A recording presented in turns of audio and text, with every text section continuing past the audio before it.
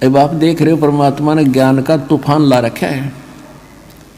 भाई बहन, बुजुर्ग, माता बहन, भाई, बच्चे ले लेकर पुस्तक एक परमात्मा के पोस्टमैन की तरह घर घर जा रहे हैं, उनके बच्चों तक संदेश पहुंचा रहे हैं, उनकी गालियां खा रहे हैं। कोई जेल में डाल देता है, कोई पत्थर मारता है, कोई धमकाता है, कोई खुरकाता है, लेकिन ये परवाह नहीं करते क्योंकि इनको मालूम हो गया कि इन्होंने भांग पी रखी है। और यह भांग उतरेगी इस पुस्तक के ज्ञान से, भगवान के ज्ञान से।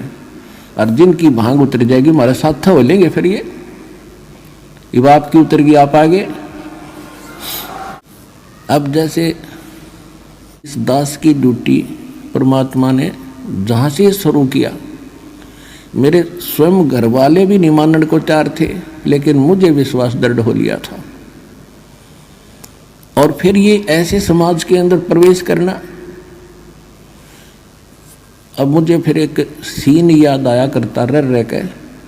एक बार ये दास मेडिकल में गया था किसी रिश्तेदार को मिलने के लिए, लेकिन मुझे विश्वास दृढ़ हो लिया था।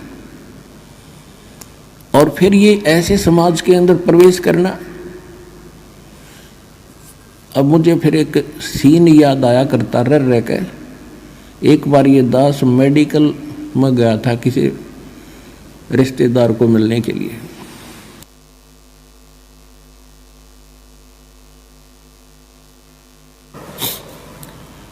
इस ज्ञान प्राप्ति से पहले। तो वहाँ मेडिकल रोहतक के अंदर एक 13 नंबर वार्ड है, उसमें मेंटल वार्ड है। वो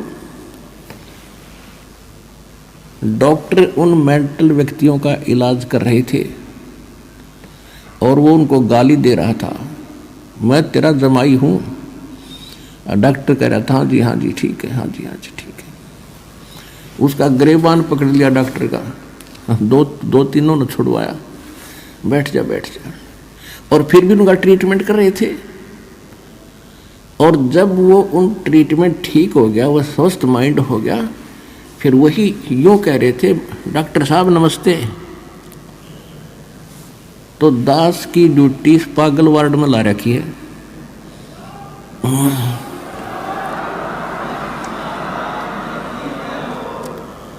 अब जिस भी गांव नगर में गया, दास ने यो ज्ञान सुनाया, नु का मारो डले, यो कहाँ से आ गया है, देवता नहीं पूजन देता, हमारे श्राद्धान को भी मना करता है, पत्थर मारो, ये करो। और अब जब उनको ज्ञान हुआ, जब तो मुझे गाली दे रहे थे और अब कहते हैं सत्साहिब गुरु जी, सत्साहिब गुरु जी, निहाल कर दिए, जीवन नाश हो गया था।